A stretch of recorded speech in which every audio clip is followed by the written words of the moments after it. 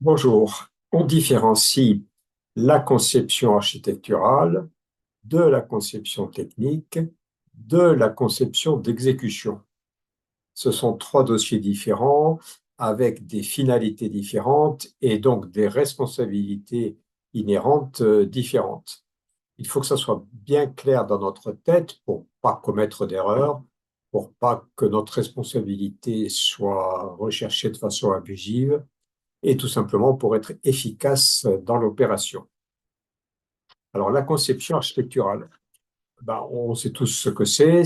On définit les volumes, les couleurs, l'aspect et le fonctionnement intérieur d'un projet. La finalité est de faire connaître au client le projet pour qu'il ait une vision, une appréhension bien précise du projet qu'on lui propose. La conception architecturale sert en général au dossier de demande d'autorisation d'urbanisme, tel qu'un permis de construire. En conception architecturale, on sait ce que c'est. Voilà par exemple des plans de conception architecturale. Le projet est défini, mais il n'y a rien de technique. Et voici ce qui définit le projet. Par exemple, deux vues de perspective suffisent pour que le client ait une idée assez précise de ce qu'on lui propose. La conception technique. Alors là, on va rentrer plus dans le détail et on va définir les composants de l'ouvrage de façon plus exhaustive. On va définir leur dimensionnement, leur volumétrie, leur aspect, leur nature, quels sont les matériaux, comment sont-ils composés. Dans le cadre de marché privé, on peut citer des marques de référence pour être encore plus précis.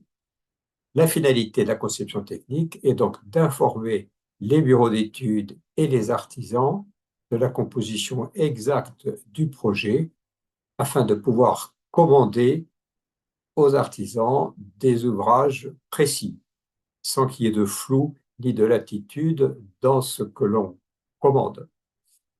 Et donc, ça sera les ouvrages que l'on s'attend à avoir à la réception.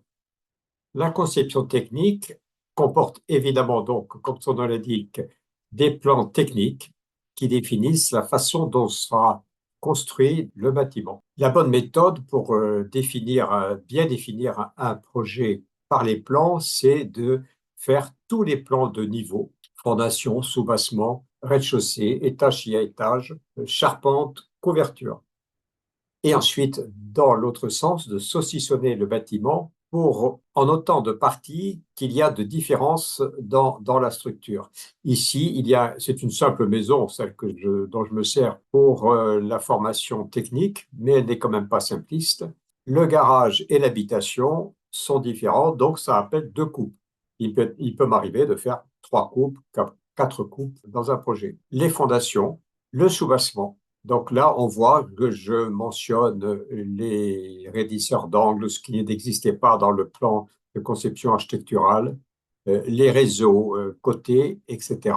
Ensuite, le plan du rez-de-chaussée, où on figure tous les éléments, l'équipement électrique, des détails constructifs, et surtout, l'intérêt de ce plan, c'est d'être un plan de synthèse, un plan où tous les ouvrages vont être représentés autant que possible sans nuire à la lisibilité du plan, de manière à ce que tous les artisans et tout le monde aient un plan où chacun peut s'y retrouver pour être sûr que ça soit bien cohérent entre eux au moment d'exécution. Le plan de charpente, qui est un plan technique, mais qui n'est pas un plan d'exécution. Par exemple, les fermettes, c'est très schématique. Elles ne sont pas forcément au bon entraxe, mais ce n'est pas nécessaire. Il y aura un plan de fermettes. Mais je dis, là, il y a fermette, là, il y a charpente traditionnelle, là, il y a des débords de toit, etc. Et un plan de couverture, très simple, très rapide à faire. Il ne demande que quelques minutes, mais ça permet de positionner ce que l'on s'attend à trouver. Je veux 8 tuiles chatières.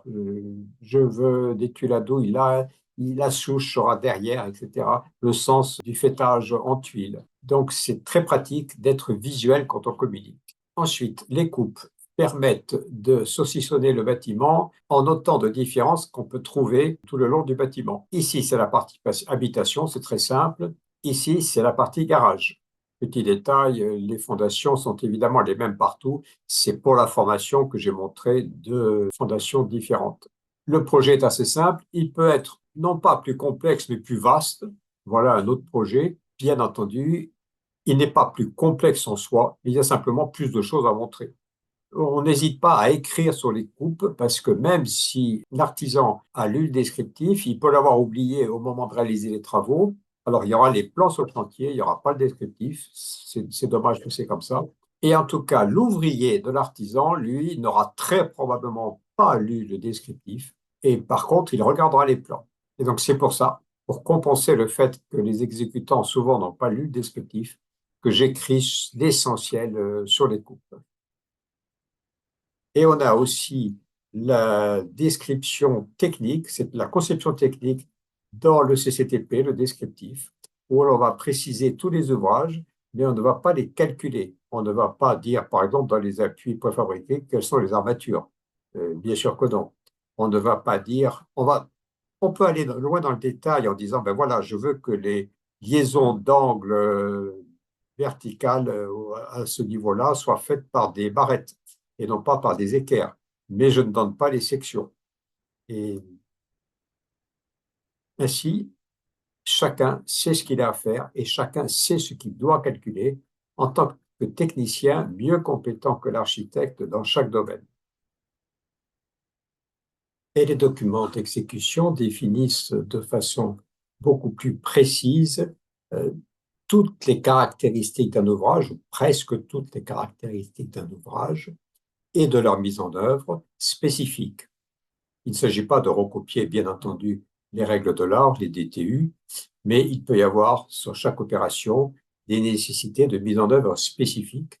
Donc, ça sera dans les documents d'exécution. Ces caractéristiques techniques découlent souvent d'un calcul technique. Ça sera, par exemple, quelle est la profondeur des fondations, quelle est la section des armatures, quelle est la composition des bétons, ou bien une mise en œuvre spécifique qui découle de contraintes techniques locales ou juridiques, par exemple mitoyenneté, reprise en sous-œuvre d'un bâtiment voisin, etc.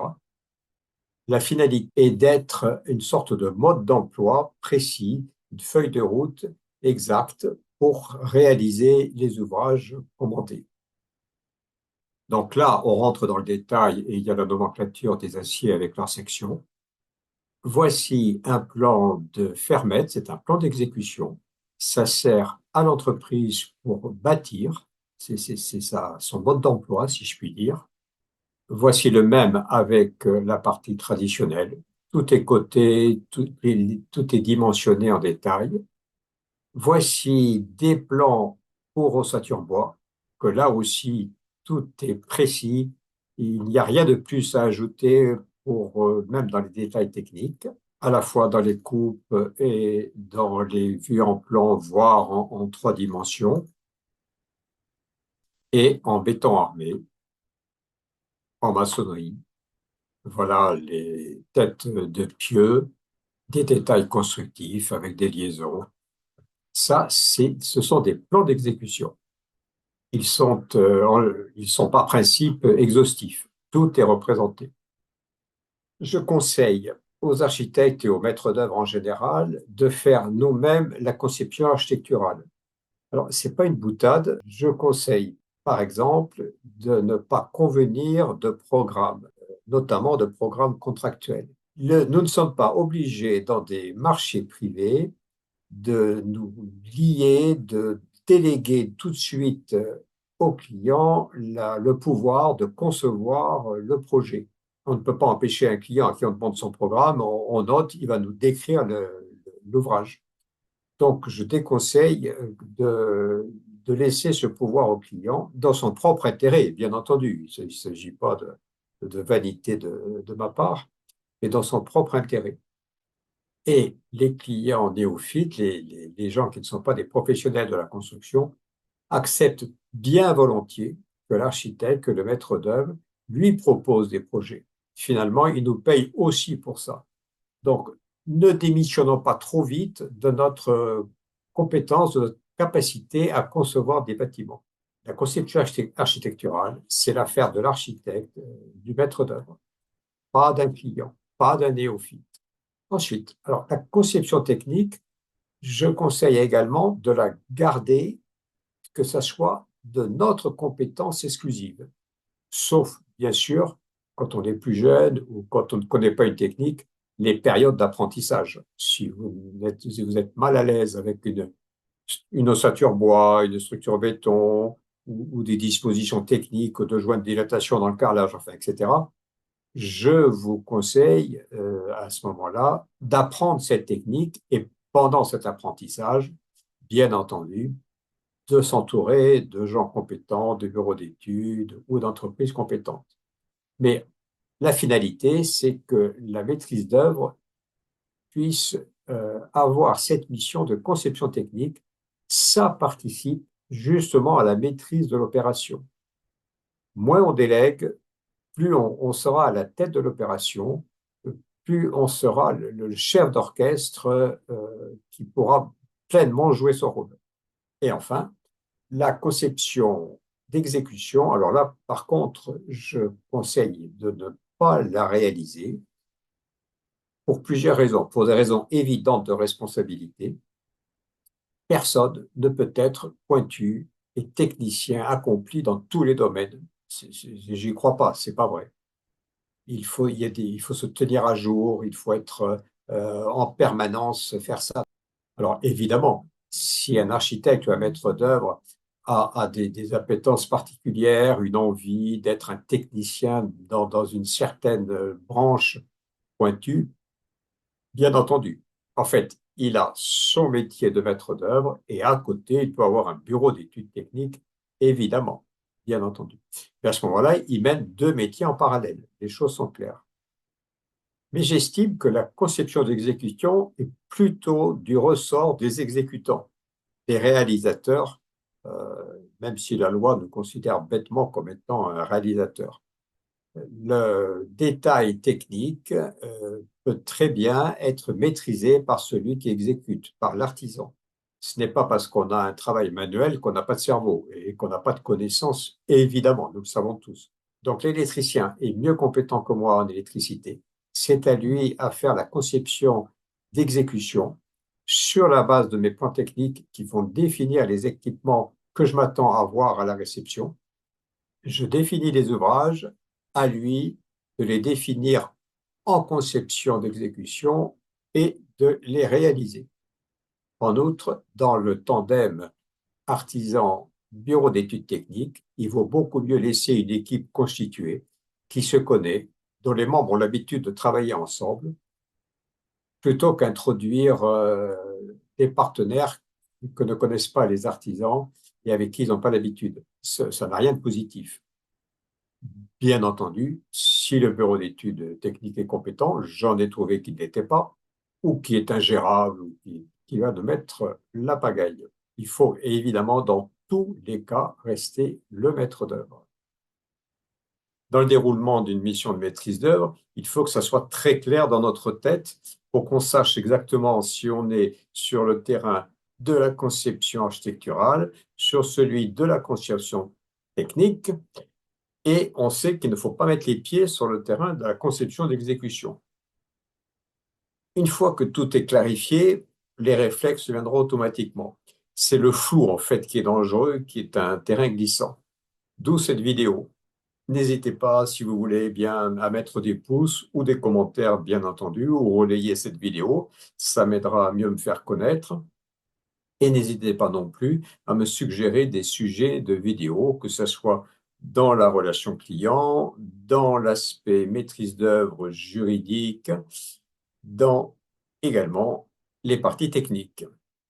À bientôt, j'espère, pour une prochaine vidéo, ou bien vous retrouver dans une de mes formations.